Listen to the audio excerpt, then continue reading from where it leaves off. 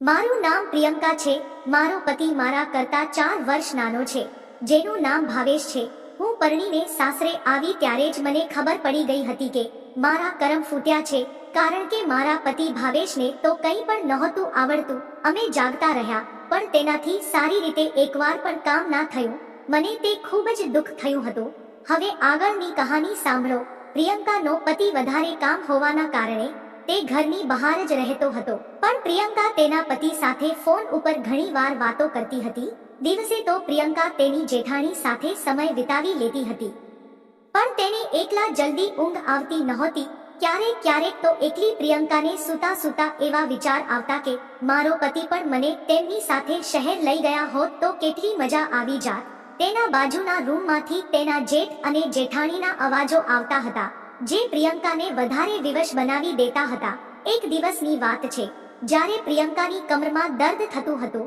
પ્રિયંકાનો જેઠનો છોકરો બોલ્યો, કાકી હું તમને માલિશ કરી દઉં. પ્રિયંકા બોલી, તું કરી દઈશ માલિશ? તો તેણે કહ્યું હા. એમ કહીને તેણે તેલની બોટલ લીધી અને માલિશ કરવા લાગ્યો. ભત્રીજા ના નવરત્ન તેલના માલિશથી પ્રિયંકા ગરમ થવા લાગી હતી. પ્રિયાએ રાજુને કહ્યું, થોડી નીચે પણ માલિશ કરી દે. પછી રાજુ તેની ચાચીની કમર નીચે માલિશ કરવા લાગ્યો. એકવાર તો પ્રિયંકા રાજુથી સંબંધ પણ બનાવી લેતી, પણ તેની જેઠાણી તેના રૂમમાં આવી ગઈ, એટલે પ્રિયંકાને ખુદને કંટ્રોલમાં રાખવી પડી. એક દિવસ કોઈ કામથી અચાનક પ્રિયંકાની જેઠણીને પિયર જવું પડ્યું, કેમ કે તેની માની તબિયત થોડી ખરાબ હતી. જેઠાણીએ પ્રિયંકાને કહ્યું કે હું પિયર જાઉં છું, એટલે તું ઘરનું ધ્યાન રાખજે. આટલું કહીને તે નીકળી ગઈ. જ્યારે સાંજના પ્રિયંકાનો જેઠ મહેશ ઘરે આવ્યો તો પ્રિયંકા કોઈ કામ કરી રહી હતી. પ્રિયંકાના જેઠે તેને જોઈ નહીં. તેઓ સીધા નહાવા માટે જતા રહ્યા. પ્રિયંકાના જેઠને ખબર નહોતી કે તેની પત્ની તેના પિયર ગઈ છે, એટલે તેમણે બાથરૂમમાંથી આવાજ લગાવી કે સીમા, જરા મારા કપડાં આપી દેજે. પ્રિયંકા સમજી ગઈ કે જેની પત્ની પિયર ગઈ છે, આ વાતની તેમને ખબર નથી. હવે પ્રિયંકા કપડાં લઈને જેઠને આપવા જતી રહી. પ્રિયંકાએ દરવાજો ખખડાવ્યો. પ્રિયંકાના જેઠ પ્રિયંકાને પોતાની પત્ની સમજીને પ્રિયંકાને પકડીને બાથરૂમમાં ખેંચી લીધી.